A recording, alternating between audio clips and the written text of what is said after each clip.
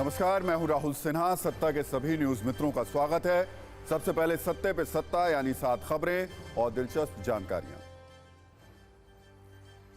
आज हम आपको उन 7 पूर्व नौसैनिकों से मिलवाएंगे जो कतर में फांसी की सजा से आजाद होने के बाद भारत लौट आए हैं और वतन वापसी के साथ ही उन्होंने प्रधानमंत्री मोदी को शुक्रिया कहा है। इसलिए आज भारत की दोस्ती और डिप्लोमेसी वाली सत्ता पर हम एक विशेष कुंजी खोलेंगे और इस रिहाई में मोदी सरकार की तेजस जैसी तेज भूमिका पर पूरी क्रोनोलॉजी दिखाएंगे। पूर्व नौसैनिकों की रिहाई के बीच आज पीएम मोदी के कतर दौरे को लेकर बड़ी खबर आ रही है। प्रधानमंत्री मोदी 14 फरवरी को कतर जा रहे हैं। हालांकि उनकी यात्रा का पहला पड़ाव यूएई होगा, जहां वो अबू धाबी मंदिर में पहले हिंदू मंदिर का उद्घाटन करेंगे। फिर वहां से कतर रवाना होंगे। फिर सत्ता में ऐसे आंदोलन की भी बात करेंगे जिसका कनेक्शन 24 के इलेक्शन से बताया जा रहा है, यानी किसान आंदोलन, जिसके तहत किसान कल चलो दिल्ली मार्च निकालने वाले हैं। हालांकि उन्हें रोकने की बड़ी तैयारी की गई है। इस नए आंदोलन पर कैसे अभी से माहौल में गर्मी महसूस होने लगी है, ये भी देखेंगे। इसके बाद आपको बिहार लेकर चलेंगे, जहां आज नीतीश ने फ्लोर टेस्ट वाली अग्नि परीक्षा पास कर ली। इस दौरान विपक्ष ने सदन से वॉकआउट कर दिया, लेकिन सत्ता पक्ष की मांग पर वोटिंग हुई और समर्थन में 129 वोट पड़े। वहीं सियासी चाचा भतीजे के बीच विधानसभा में एक जोरदार वाकयुद्ध भी हुआ, जिस पर हमने वीडियो कुंजी तैयार की। जैसे जैसे चुनाव पास आ रहे हैं, इंडिया गठबंधन के सहयोगी दूर जा रहे हैं और झटके पे झटके लग रहे हैं। आज आरएलडी नेता जयंत चौधरी ने औपचारिक तौर पर एनडीए में जाने का ऐलान कर दिया, तो एक खबर महाराष्ट्र से भी आई, जहां पूर्व सीएम अशोक चव्हाण ने भी कांग्रेस का हाथ छोड़ दिया है और अब वो अपने हाथ में कमल थाम सकते हैं। दिल्ली के पूर्व डिप्टी सीएम मनीष सिसोदिया को भी आज बड़ी राहत मिली है। उन्हें राउज एवेन्यू कोर्ट ने 13 से 15 फरवरी के बीच अंतरिम जमानत दे दी है। अब मनीष सिसोदिया 14 फरवरी को लखनऊ में भतीजी की शादी में शामिल हो सकेंगे। और एक दिलचस्प खबर अमेरिका से भी आई है, जहां कुछ सवाल ट्रेंड कर रहे हैं। क्या अब अमेरिका के राष्ट्रपति बाइडेन को कुछ याद नहीं रहता है? क्या उनकी याददाश्त कमजोर हो रही है? और अब क्यों उनके डिमेंशिया टेस्ट की मांग की जा रही है? सत्ता में ये भी देखेंगे। लेकिन सत्ता की शुरुआत कतर में भारत की कूटनीतिक जीत के साथ। भारत माता की जय, भारत माता की जय, भारत माता की जय। वापस इंडिया पहुंच गए हम safe and sound. And specially government of India, उनके अथक प्रयास से कि वो कंसिस्टेंटली लगे रहे and we are there in front of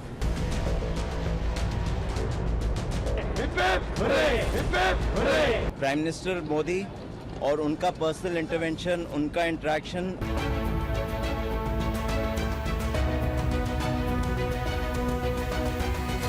prime minister Modi की हम लोग बाहर आ सके और वापस अपने कंट्री में आ सके। मिनिस्टर श्री मोदी को धन्यवाद करना चाहेंगे कि उनके पर्सनल इंटरवेंशन से ये पॉसिबल हुआ।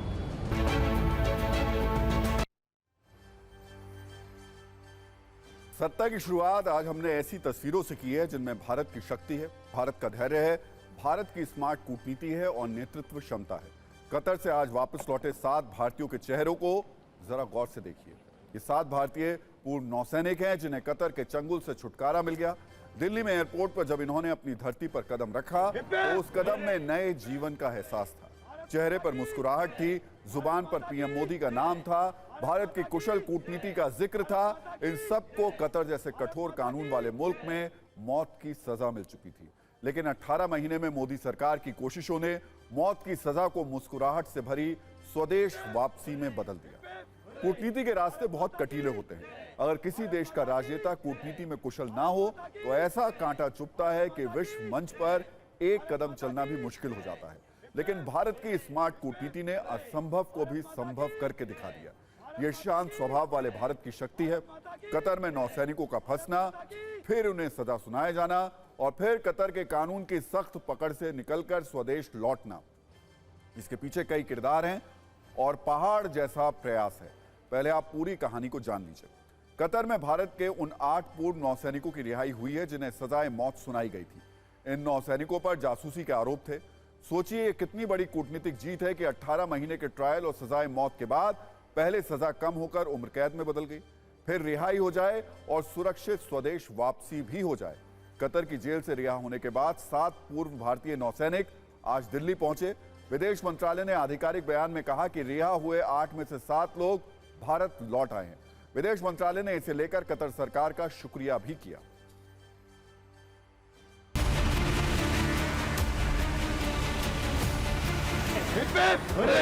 भारत माता की आके वाकई बहुत खुशी हो रही है कि वापस इंडिया पहुंच गए हम सेफ एंड साउंड। और definitely honourable prime minister Shri Modi को धन्यवाद करना चाहेंगे कि उनके पर्सनल इंटरवेंशन से ये पॉसिबल हुआ, और गवर्नमेंट ऑफ कतार के हिज एक्सेलेंसी द अमीर को कि उन्होंने ये होने दिया।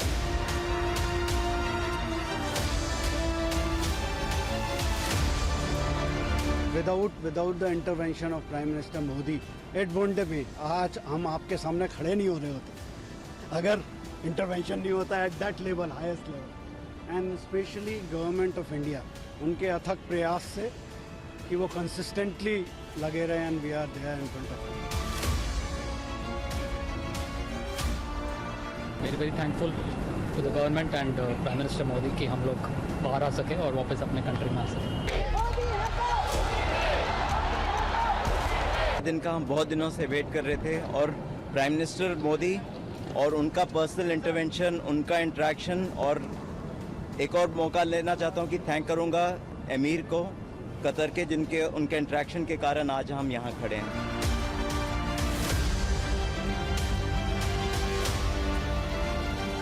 We're extremely grateful to the Honorable Prime Minister Sri Narendra Modi ji. It certainly wouldn't have been possible without his personal intervention and that equation with the Emir of Qatar. I think we are grateful to the Government of India, from the bottom of our heart, for the every effort that has been made. Bharat माता की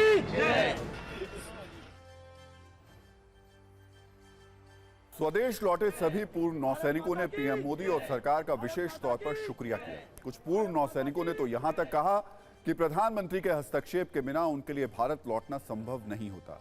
इस कहानी को समझने के लिए आपको 1 दिसंबर 2023 की तस्वीर दिखाते हैं, जब पीएम मोदी और कतर के सुल्तान शेख तमीम बिन हमाद की मुलाकात हुई थी। दुबई में 1 दिसंबर को COP28 समिट के दौरान पीएम मोदी कतर के शासक से मिले थे। बताया जाता है इस दौरान पीएम मोदी ने कतर में रहने वाले भारतीय नागरिकों का हालचाल भी जाना था, और सूत्रों के अनुसार पूर्व नौसैनिकों पर भी बात हुई थी।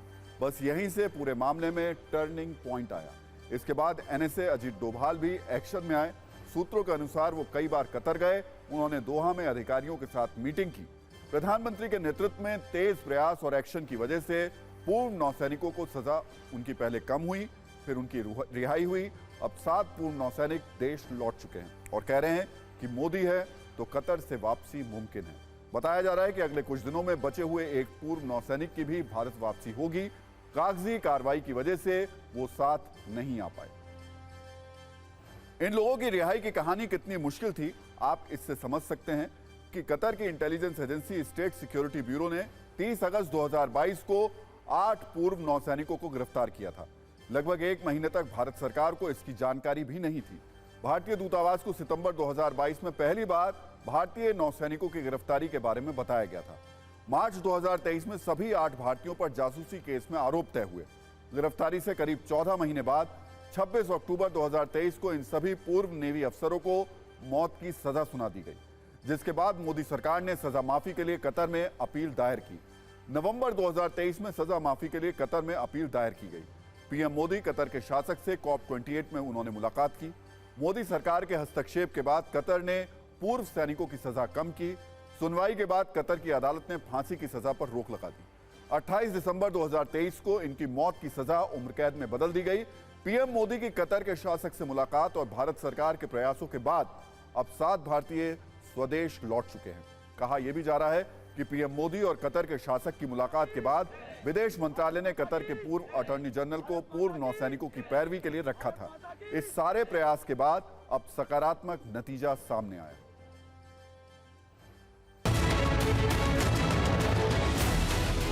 प्रधानमंत्री मोदी जी व्यक्तिगत रूप से इस विषय का जो लेके सुपरविजन करते रहे हैं, और उनके सशक्त नेतृत्व का प्रमाण ही है ये एक प्रकार से, और संबंधों की सशक्तता को भी दर्शाता है। अनेक ऐसे घटनाएं 10 साल में हुई जहां एक एक भारतीय को सुरक्षित वापस लाने की बीड़ा और जिम्मेदारी प्रधानमंत्री जी के द्वारा सफलतापूर्वक संभाली गई है। ये एक और उदाहरण है उसी एक जिम्मेवारी का। भारत माता की जय, भारत माता की जय। रिश्ते बेहतर थे और इसीलिए ये संभव हो पाया। तो सबके प्रति मैं खास तौर पे प्रधानमंत्री जी और अमीर के प्रति धन्यवाद आभार व्यक्त करती हूँ और प्रधानमंत्री जी की इंटरवेंशन के बाद ही ये संभव हुआ। हम सभी देशवासियों के साथ राहत है, हमें खुशी है कि इनको रिहा कर दिया गया है और वो वापस आ गए हैं और हम उनको और उनके परिवारों को शुभकामनाएं का संदेश भेजते हैं। अब आपको यह भी समझना चाहिए कि यह जीत कितनी बड़ी है, क्योंकि कतर जैसे मुल्क में जासूसी के मामले रिहाई बहुत मुश्किल होती है। कैसे, ये भी आपको समझा देते हैं। कतर में फांसी सजायाफ्ता कैदियों की रिहाई आसान नहीं होती है। कतर में कैदियों की सजा माफी दिसंबर महीने में होती है। 18 दिसंबर को राष्ट्रीय दिवस के दिन कैदियों की सजा माफ की जाती है या फिर ईद के मौके पर सजा माफी दी जाती है। कतर ने तय नियम को तोड़कर फरवरी में भारतीय कैदियों की रिहाई की। सिर्फ यही नहीं, कतर में निचली अदालत के फैसले को भी बदलना आसान नहीं होता है। रिहाई के लिए भारत की अंतर्राष्ट्रीय स्तर पर मजबूत कूटनीति का यह परिचायक है। कहा यह भी जा रहा है कि भारत ने दूसरे देशों के जरिए भी कतर पर लगातार दबाव बनाए रखा। अब पूर्व नौसैनिकों की रिहाई पर भारत की जीत की चर्चा दुनिया में हो रही है।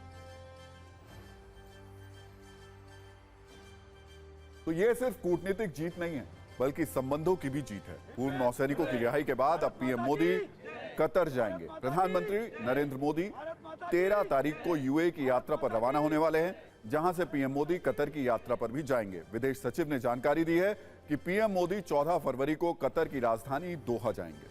आपको बता दें कि भारत एलएनजी यानी लिक्विफाइड नेचुरल गैस का 40 से 50% कतर से आयात करता है।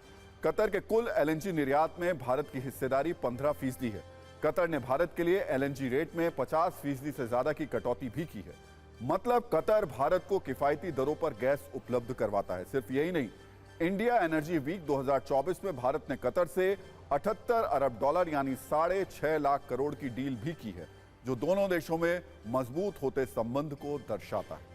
और सत्ता में अब बात करते हैं पंजाब और हरियाणा के किसान संगठनों के दिल्ली कूच की, जिसमें किसान और सरकार दोनों अपनी अपनी तैयारियों को अंतिम रूप देने में लगे हुए हैं। 13 फरवरी को दिल्ली कूच का ऐलान करने वाले किसान अलग अलग जगहों पर इकट्ठा होने लगे हैं, तो सरकार भी अपनी तैयारियों का ट्रेलर रिलीज कर रही है। सरकार किसानों से अपील कर रही है कि वो दिल्ली ना आए। इसके लिए वो 2 मोर्चों पर काम भी कर रही है। एक मोर्चा बातचीत का है, जिसमें सरकार के मंत्री चंडीगढ़ में किसान संगठन के नेताओं से बातचीत कर रहे हैं। दूसरा मोर्चा बैरिकेड्स लगाकर दिल्ली में एंट्री बंद करने का है। यानी सरकार अपनी तरफ से ऐसा कोई मौका नहीं देना चाहती जिससे दिल्ली में समस्या बढ़े।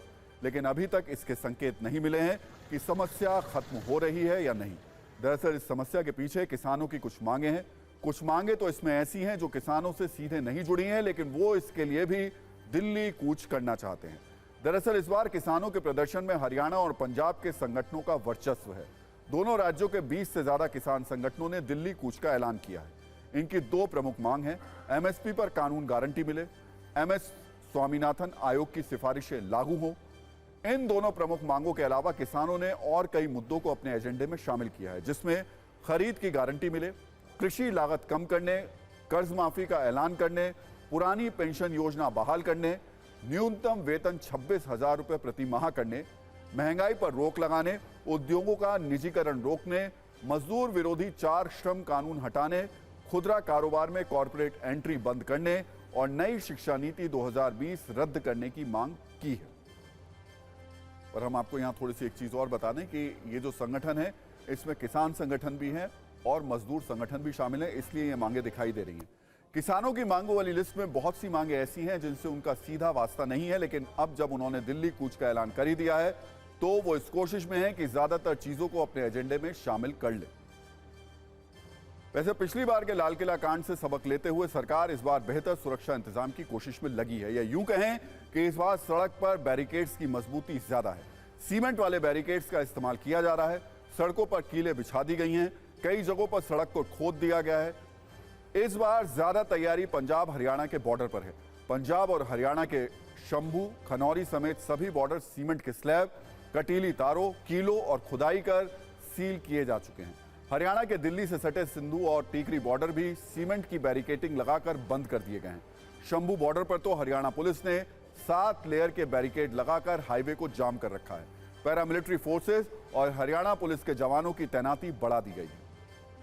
उत्तर प्रदेश की तरफ दिल्ली से सटे गाजीपुर बॉर्डर पर भी लोहे के बैरिकेड्स लगा दिए गए हैं। दिल्ली पुलिस ने यहां धारा 144 लागू करते हुए यूपी हरियाणा जाने वाले वाहनों के लिए ट्रैफिक एडवाइजरी जारी कर दी है। आज सुबह से ही यूपी को दिल्ली से जोड़ने वाले नेशनल हाईवे 9 की सर्विस लेन को बंद कर दिया गया। नोएडा, गाजियाबाद से दिल्ली जाने वाले रास्तों को भी बंद कर दिया गया। हर संभव कोशिश है कि किसानों के ट्रैक्टर उन बैरिकेड्स को क्रॉस करके दिल्ली ना पहुंच पाएं।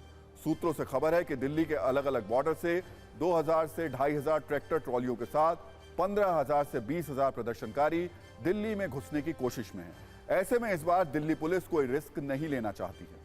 पुलिस की तैयारियों पर हमने एक छोटी सी रील तैयार की है। इससे आप देख लीजिए कि दिल्ली के किन बॉर्डर्स पर सुबह से क्या क्या इंतजाम किए जा चुके हैं।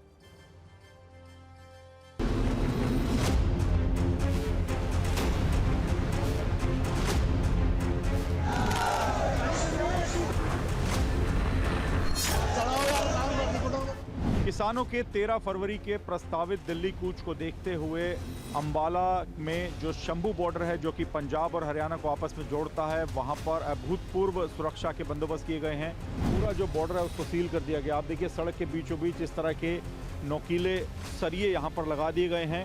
7 लेयर की सुरक्षा है। आप देखिए यहाँ पर सीमेंटेड जो बैरिकेड है, ये जो नोकीले यहाँ पर सरिये लगाए गए हैं, उससे आगे 3 से 4 राउंड तक तो यहाँ पर पैरामिलिट्री फोर्सेस के जवान हैं और कंटीली तारे हैं। इसके अलावा पीछे अगर आप देखेंगे तो बीच में सड़क पर कंक्रीट भी डाल दिया गया है। किसी को भी यहाँ पर जाने की परमिशन नहीं है।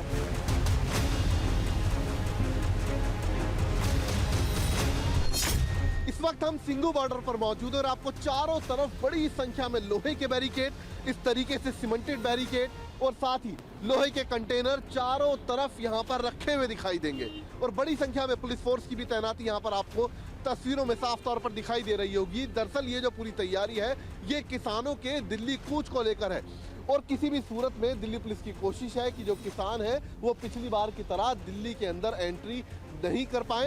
ये देखिए ठीक इधर यहाँ पर बड़ी संख्या में बैरिकेटिंग और साथ में ये देखिए यहाँ पर लोहे के जो कटीले तार हैं उनको यहाँ पर बांध दिया गया है। सीमेंटेड बैरिकेड यहाँ पर बड़ी संख्या में खड़े कर दिए गए हैं।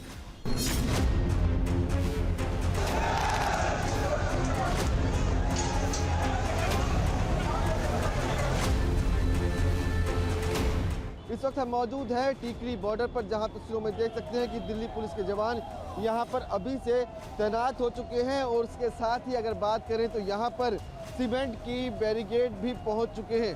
आप देख सकते हैं कि यहां पर आपको सीमेंट का एक छोटा बैरिकेड जो है वो नज़र आएगा। कई इस तरह के बैरिकेड जो है वो टीकरी बॉर्डर पर पहुँच चुके हैं। इसके अलावा करीब 6 फुट का सीमेंट का बैरिकेड भी यहाँ पर पहुँच चुका है।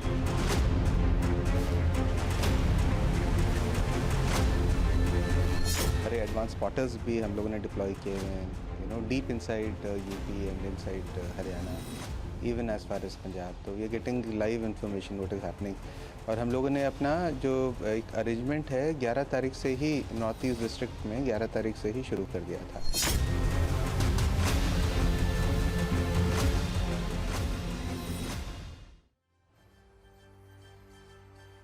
तो प्रशासन दिल्ली बॉर्डर पर तैयारी कर रहा है, जबकि सरकार किसानों के साथ चंडीगढ़ में बातचीत कर रही है। केंद्र सरकार के 3 मंत्री चंडीगढ़ में किसानों से बातचीत कर मुद्दा सुलझाने में लगे हुए हैं। हरियाणा के गृह मंत्री अनिल विज ने भरोसा जताया कि प्रदर्शनकारी किसानों से वार्ता कामयाब रहेगी। हालांकि पिछले किसान आंदोलन की अगुवाई करने वाला संयुक्त किसान मोर्चा इस आंदोलन में शामिल नहीं है। सारे किसान संगठन इस प्रदर्शन को लेकर एक मंच पर नहीं।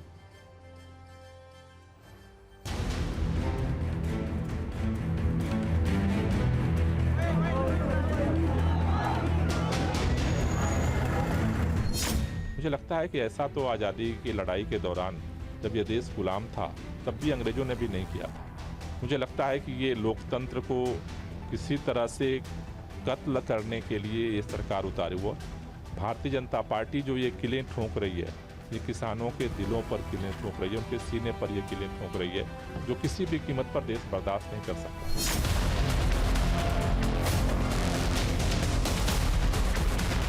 तीन मंत्री केंद्र सरकार के दिल्ली से चलकर चंडीगढ़ आए हैं। पहले दौर की वार्ता हो चुकी है और अब दूसरे दौर की वार्ता भी होने जा रही है। फिर मंत्री आ रहे हैं और मुझे पूरी उम्मीद है कि बातचीत से बड़े बड़े मसले हल होते हैं और ये मसला भी हल हो जाए।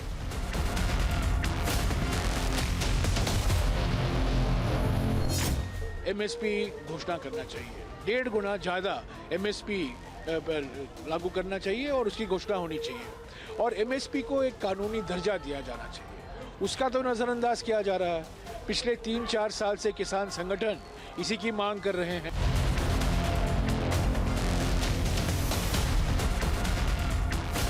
हम किसानों के सारे सवालों का समर्थन करते हैं। जो रूरल इकोनॉमी है वो डिस्ट्रेस में है। हम पहले भी कहते थे, आज भी कहते हैं कि जो न्यूनतम समर्थन मूल्य मिलता है वो नाकाफी है और जो तय होता है उस पर भी किसानों के साथ कभी खरीद नहीं होती।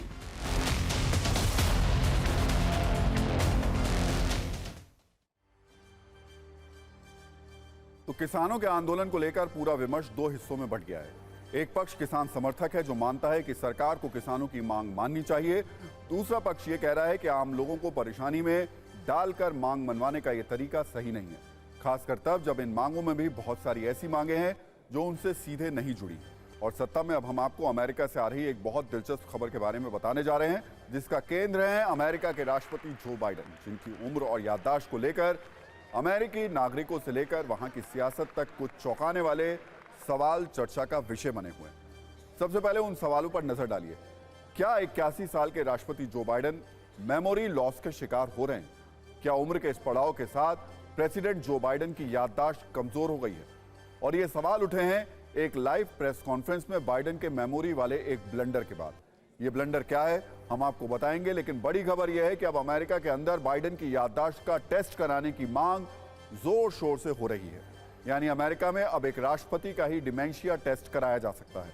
बाइडेन को अब यह साबित करना पड़ सकता है कि उनकी याददाश्त को कुछ नहीं हुआ है और वो पूरी तरीके से ठीक है, क्योंकि अमेरिका में अब राष्ट्रपति जो बाइडेन की याददाश्त को लेकर उठा ये विवाद बढ़ता जा रहा है। खबर है कि हाल ही में याददाश्त कमजोर होने के आरोपों का खंडन करने के लिए बाइडेन ने प्रेस कॉन्फ्रेंस की थी और इसी प्रेस कॉन्फ्रेंस में पत्रकारों के सवालों का जवाब देते देते वो गाजा पर पूछे गए एक प्रश्न पर हमास का नाम ही भूल गए।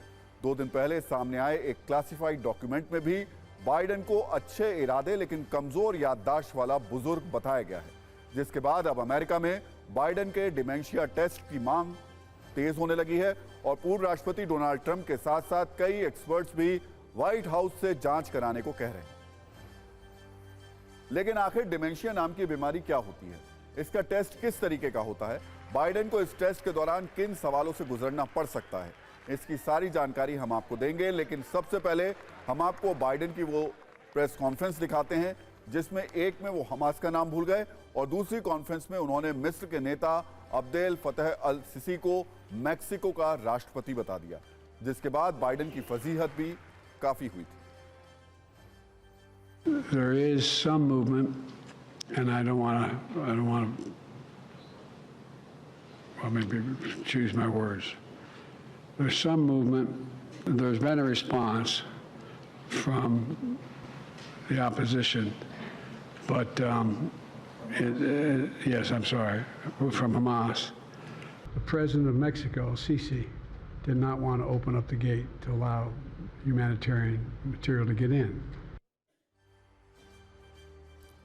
अब हम इस खबर में डिमेंशिया टेस्ट पर सत्ता की कुंजी खोलते हैं, जिसका सामना अमेरिका के राष्ट्रपति जो बाइडेन को भी करना पड़ सकता है। अमेरिका में तेजी से उठ रही मांग को लेकर अगर बाइडेन का डिमेंशिया टेस्ट होता है तो उन्हें इस दौरान करीब 10 मिनट की प्रक्रिया से गुजरना होगा। इस डिमेंशिया टेस्ट में उन्हें ऊंट, शेर और गेंडे जैसे जानवरों को पहचानने के लिए कहा जाएगा। इसके अलावा बाइडेन को एक पेपर पर घड़ी बनाने के लिए भी कहा जा सकता है, क्योंकि यह भी टेस्ट प्रक्रिया का एक हिस्सा है। इसके बाद 1 से 5 अंक तक की गिनती भी पढ़वाई जाएगी और फिर ए से लेकर ई तक अक्षर पढ़ने को कहा जा सकता है। इस सब के अलावा भी इस डिमेंशिया टेस्ट में कई और जांच होती हैं और इसमें 26 से ऊपर के स्कोर को सामान्य माना जाता है। अब हम आपको यह भी बताते हैं कि बाइडेन का डिमेंशिया टेस्ट कराने की मांग क्यों हो रही है, ये टेस्ट कराया क्यों जाता है। इस टेस्ट के दौरान यह परखा जाता है कि एकाग्रता कितनी है, यानी ध्यान केंद्रित करने में क्या किसी तरीके की कोई मुश्किल तो नहीं है। इस टेस्ट के जरिए यह चेक किया जाता है कि याददाश्त कमजोर है या फिर ठीक है। इसमें भाषा के ऊपर कितना ध्यान है ये भी देखा जाता है। इसके अलावा कुछ दृश्य दिखाए जाते हैं और टेस्ट किया जाता है कि कहीं दृश्य पहचानने में कोई मुश्किल तो नहीं हो रही है। साथ ही फोकस करने में भी किसी तरीके की कोई परेशानी तो नहीं है। हालांकि बाइडेन का कहना है कि उन्हें बदनाम करने के लिए ट्रंप जैसे लोग माहौल बना रहे हैं, वो एकदम ठीक हैं, जबकि ट्रंप ने बाइडेन के मेमोरी लॉस पर तंज कसा है।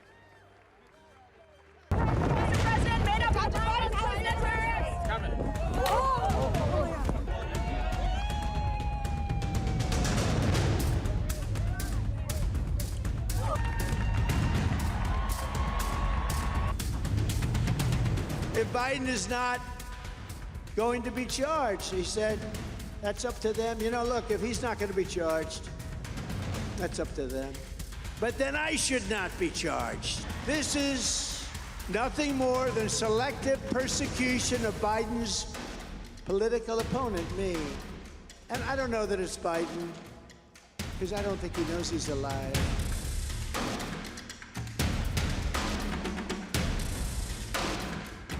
Mr. President? My memory is not good. My memory is fine. My memory, take a look at what I've done since I become president. Put this country back on its feet. I don't need his recommendation. It's totally out of...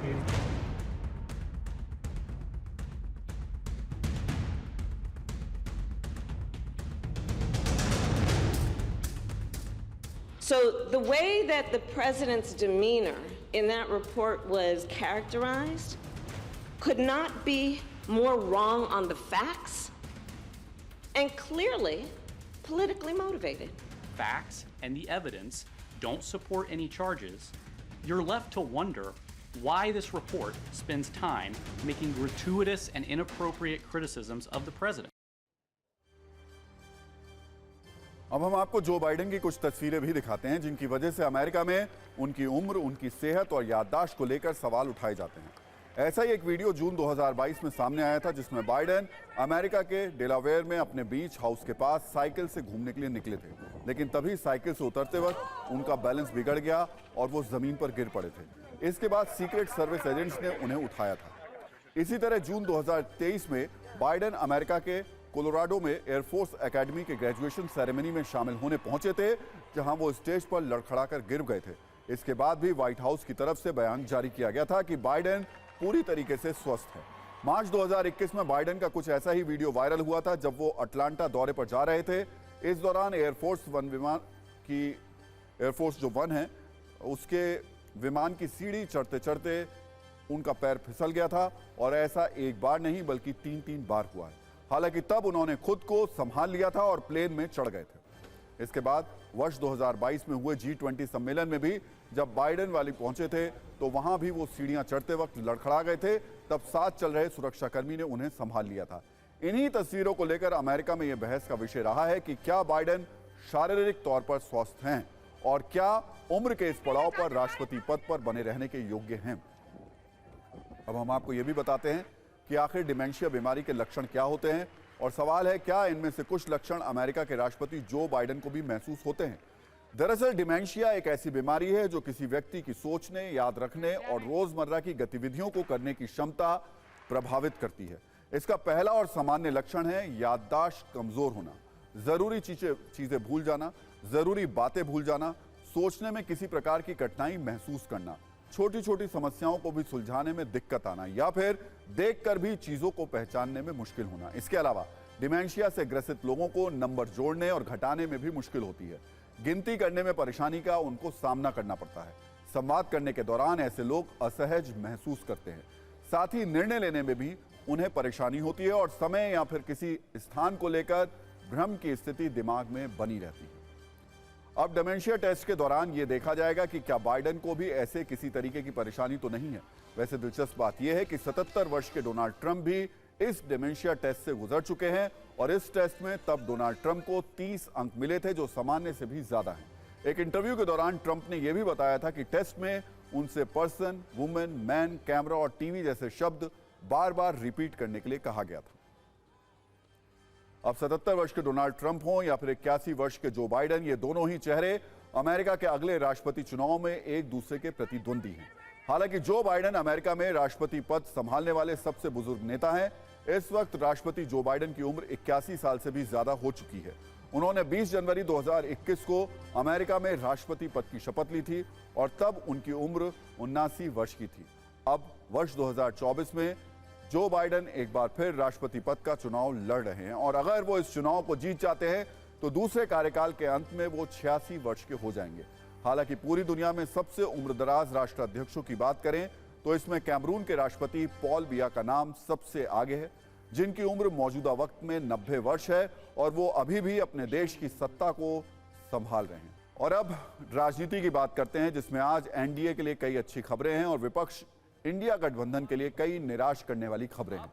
इसे आप विपक्ष के लिए झटका भी कह सकते हैं। पहली खबर यह कि बिहार में नीतीश कुमार की अगुवाई में एनडीए सरकार ने बहुमत साबित कर दिया। दूसरी खबर यह कि महाराष्ट्र कांग्रेस के बड़े नेता और पूर्व सीएम अशोक चव्हाण ने आज कांग्रेस का हाथ छोड़ दिया। इंडिया गठबंधन के लिए तीसरा झटका यह कि आरएलडी नेता जयंत चौधरी ने औपचारिक रूप से एनडीए में शामिल होने का ऐलान कर दिया। सबसे पहले बात करते हैं बिहार में नीतीश कुमार की सरकार के बहुमत की। कल रात भर सियासी खेला होने की चर्चा के बाद आज बिहार में नीतीश कुमार सरकार के साथ तो खेला नहीं हुआ, लेकिन विपक्षी दल आरजेडी के साथ जरूर नंबर गेम हो गया। दरअसल तेजस्वी यादव ने ऐलान किया था कि खेला होगा। आरजेडी दावा कर रही थी कि नीतीश कुमार बहुमत साबित नहीं कर पाएंगे, लेकिन नीतीश कुमार ने न सिर्फ बहुमत साबित किया बल्कि आरजेडी के 3 विधायकों ने नीतीश कुमार का समर्थन कर दिया। आज हुए बहुमत परीक्षण में नीतीश कुमार की सरकार को 129 विधायकों का समर्थन मिला, जबकि विपक्ष वॉकआउट कर गया, यानी विरोध में एक भी वोट नहीं पड़ा। आरजेडी के 3 विधायक चेतन आनंद, नीलम देवी और प्रहलाद यादव के पाला बदलने से नीतीश कुमार काफी आनंद में दिखे। जी हां, सियासत में ऐसी गतिविधियां निर्मल आनंद का कारण बनती हैं। हालांकि इस वोटिंग से पहले पूर्व डिप्टी सीएम तेजस्वी यादव ने नीतीश कुमार पर खूब तंज किए। उन्होंने पूछा, क्या मोदी जी गारंटी लेंगे कि नीतीश जी पलटेंगे या नहीं। इस पर नीतीश का जवाब आया, जहां था वहां आ गया, अभी एनडीए के साथ ही रहना है। माननीय सदस्यगण, वर्तमान माननीय अध्यक्ष बिहार विधानसभा को पद से हटाने दीजिए। मैं तो आग्रह करूंगा कि आप जो हम लोगों के पक्ष में हैं उसका भी वोट दे दीजिएगा। मोदी जी के गारंटी वालों, क्या मोदी जी गारंटी लेंगे फिर से पलटेंगे कि नहीं पलटेंगे, जरा बता के दिखा दो। बताइए। अब हमको पता चल गया कि ये कुछ होने वाला नहीं है और फिर हम अपने पुरानी जगह पर आ गए जहां से हम बहुत पहले थे। और अब हम पुरानी जगह पर आ गए हैं। अब सब दिन के लिए हम आ गए हैं, अब चिंता मत करो।